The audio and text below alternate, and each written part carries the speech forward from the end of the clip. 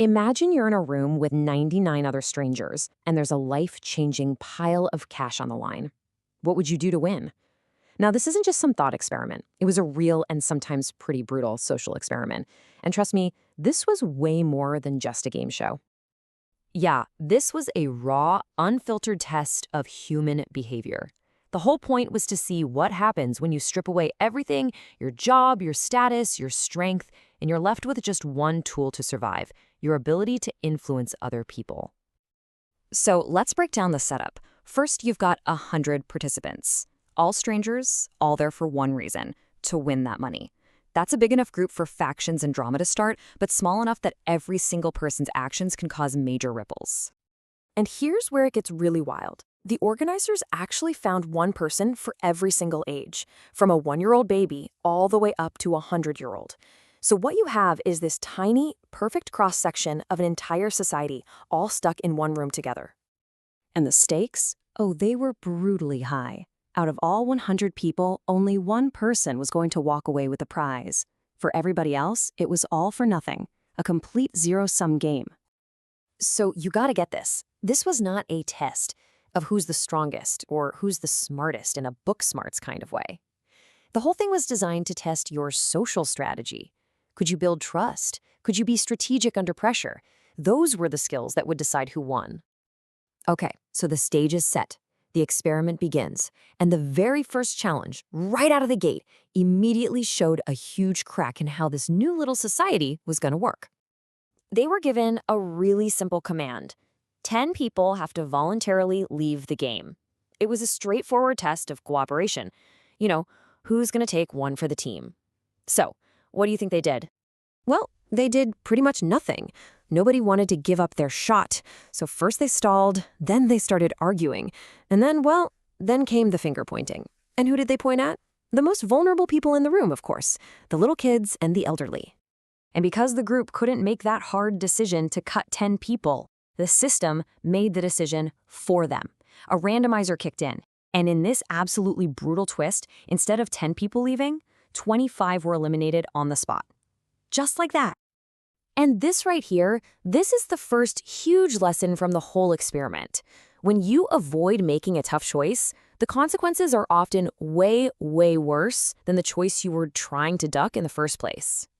So that first test showed a major weakness in the group as a whole. The next phase, though, well, it drilled down to the individual level. It was all about testing loyalty when big money is on the line. So here's how this worked. Each row of people picked a captain. That captain was then taken into a separate room and offered cash to betray their team. For $1,000, nobody even blinked. $10,000, still, loyalty was holding strong. But then, the offer got big. At $100,000, someone finally cracked. They took the money, and the second they did, boom, their entire row, everyone who put their trust in them was just gone, wiped from the game. It's just a shocking reminder of how fast trust can totally evaporate when self-interest gets tempting enough. So now, trust is completely shattered. The whole vibe of the game has shifted. It's not about the group anymore. It's about protecting your own. And you know what that means? Alliances. A super powerful alliance formed among the people in their 40s. And look, it wasn't necessarily them being evil. It was just cold, smart calculation. They realized that if they banded together, they could control the game, keep themselves safe, and just systematically pick off everybody else. And this just reveals a fundamental truth, doesn't it? The moment people feel like their survival is actually on the line, all these nice ideas like fairness and equality, they just go right out the window. It becomes us versus them real fast. Okay, so we've got these tense alliances. The experimenters then decided to throw in even more complex, kind of devious psychological traps. These were basically designed to break those alliances and exploit just how predictable human greed can be. This next one, oof, it was evil genius. The lights go out and everyone gets a secret choice. If you are the only one to step forward, you instantly win $250,000. But, and it's a big but, if more than one person steps forward, nobody gets a thing. It's a classic trap, right? Pitting your own greed against the risk that everyone else is thinking the exact same thing. So what would you do? Next up was the briefcase challenge. Some cases were safe, others meant you were out.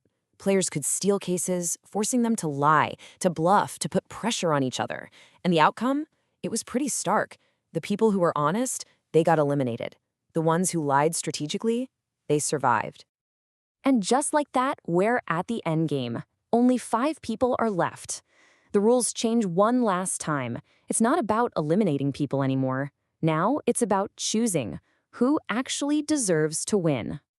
The final 5 had to decide among themselves who got the prize. Now, imagine having to look someone in the eye and tell them they're the one who has to leave empty-handed.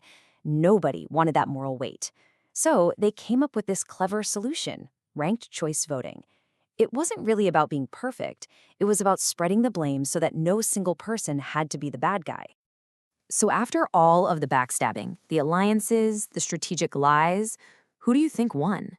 You'd assume it was the most ruthless player, right? The most cunning? Nope. The winner was the person who, against all the odds, had consistently built trust, looked out for other people, and kept their cool when everything was falling apart around them.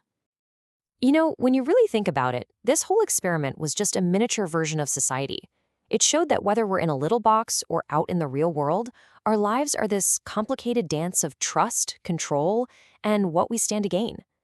And it all boils down to one simple, powerful truth. The second money enters the room, that's when you find out who people really are.